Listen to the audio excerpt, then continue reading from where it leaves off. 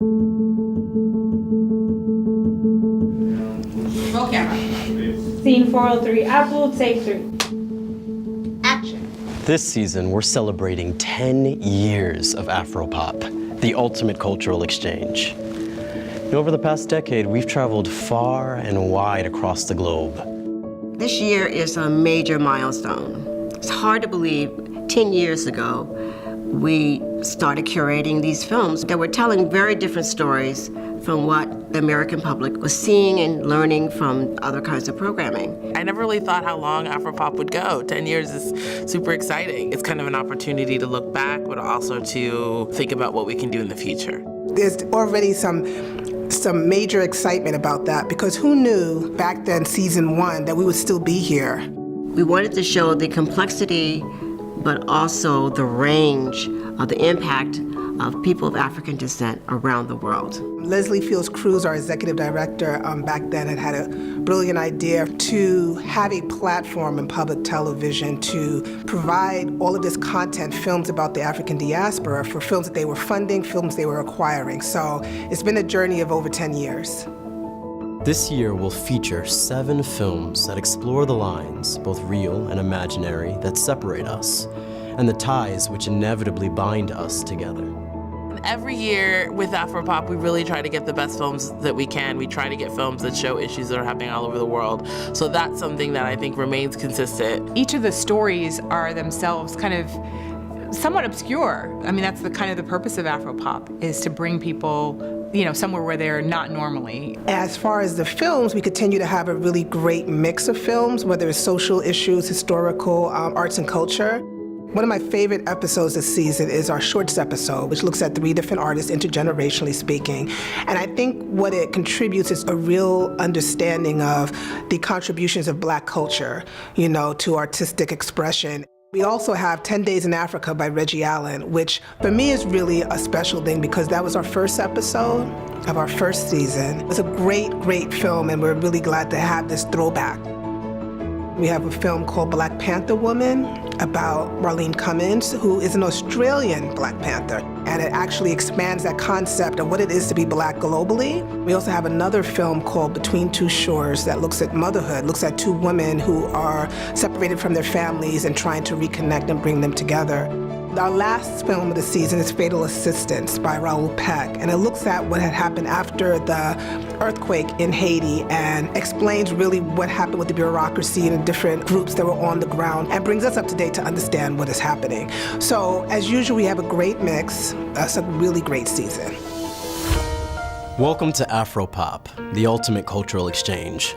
I'm your host, Nicholas Ashe, and tonight on AfroPop, We also went with a slightly younger host this year, Nicholas Ashe. I think his youthful energy is really great in trying to engage younger people to just become more socially and politically engaged. I'm really happy to be teaming with PBS because everything they produce seems to have some sense of consciousness, you know? With documentaries, you get to be the fly on the wall of people's actual lives. You really are forced to live with these stories and then connect on a more human level. I really enjoyed working with Nicholas this season. I felt like I really had a great partner. He actually is very invested in the mission of AfroPop in terms of the politics, the social issues, the art, the culture. So he really brought his heart to this. I genuinely do love learning. I love collaborating, and this seemed to pull on all of those elements in a seamless way. And I just want to work with artistic, passionate, you know what I mean, self-celebrated people, and that's what I found here. Now, I was looking forward to it, but the experience was 10 times more rewarding than I anticipated. I'll never forget year 1 with Idris, where he looked around, it was like, you don't understand, I'm never on a crew that is this diverse and this Black. One of the things that's really nice about AfroPop is we really try to have a really diverse crew because so many crews tend to be so largely white men. This year, we've been able to keep that as our mandate, and it's really great to just see all different kinds of people working together. I think we're blessed by having wonderful people who are committed to the series. And of course, we couldn't do this without the filmmakers who have captured these stories and brought them back to us to share the stories of these people and these subjects and these cultures with an American audience.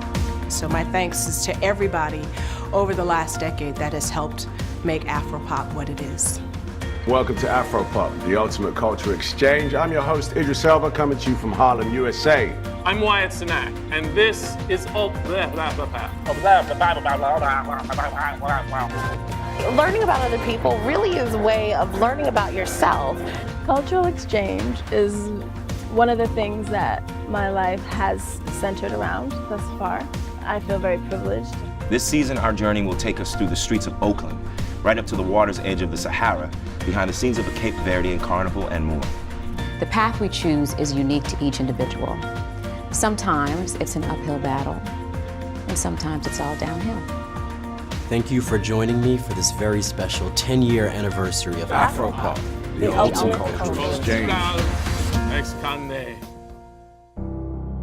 I think it's public television's responsibility to just show a diverse world. I mean, it's public television, it's for the people. People should be able to turn on the television and see themselves. AfroPop is still really fulfilling a need.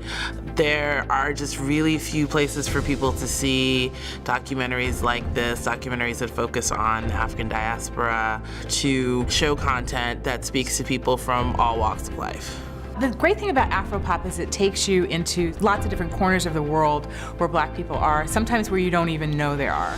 Black people don't want to be perceived as monolithic, because we're not monolithic. We tend to think of the African American experience and the African diaspora experience in one way. If we're in Africa, everybody's poor. If you're in the US, everybody lives in an urban area. The music that we make is only hip hop. AfroPop has actually been able to upend all of those stereotypes to show that we are that and more. It's broad and it's deep in terms of the sources of the stories we want to bring to you, and that we hope to continue to bring to you for the next 10 years.